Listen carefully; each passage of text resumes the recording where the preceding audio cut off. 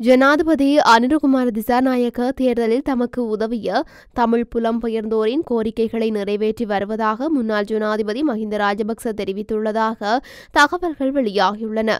உத்தியோகபூர்வ இல்லம் பறிக்கப்படுவதும் தனது பாதுகாப்பு நீக்கப்படுவதும் ஜனாதிபதி அனுரகுமார திசாநாயக்க தேர்தலில் தங்களுக்கு உதவிய தமிழ் புலம்பெயர்ந்தோரின் கோரிக்கைகளை நிறைவேற்றுவதே என மஹிந்த கூறியுள்ளதாக தெரிவிக்கப்படுகின்றது. இந்த நிலையில் எதிர்வரும் தேர்தல்களில் மிகவும் பாதிக்கப்படக்கூடிய அரசு தலைவர் ஒருவர் உத்தியோகபூர்வ இல்லம் மற்றும் பாதுகாப்பை இழந்ததற்கு பொதுமக்களின் எதிர்வினையை அரசாங்கம் எதிர்நோக்க நேரிடும் என்றும் அவர் எச்சரித்துள்ளதாக கூறப்படுகின்றது. இவ்வாறானதொரு பின்னணியில் கடந்த சில நாட்களுக்கு முன்னர் முன்னாள் ஜனாதிபதி மஹிந்த ராஜபக்ச தனது இல்லத்திற்கு வாடகையாக ரூபா 4.6 மில்லியன் செலுத்த வேண்டும் அல்லது அதை விட்டு வெளியேற வேண்டும் என ஜனாதிபதி அனுர குறிப்பிட்டிருந்தார்.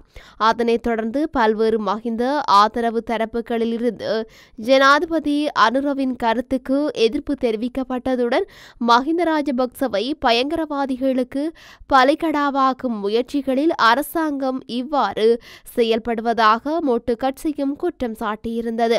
அத்தோடு சுமார் 3 தசாப்தங்களாக நீடித்த போரை முடிவுக்கு கொண்டுவர வழிவகுத்த தாம் பயங்கரவாத அச்சுறுத்தல்களை எதிர்கொள்வதாகவும் உயிர் அச்சுறுத்தல்களுக்கு முகம் கொடுப்பதாகவும் நீக்கப்பட்ட தனது பாதுகாப்பை கோரி முன்னாள் ஜனாதிபதி மஹிந்தவும் உயர்நீதிமன்றில் அடிப்படை உரிமை மனு ஒன்றை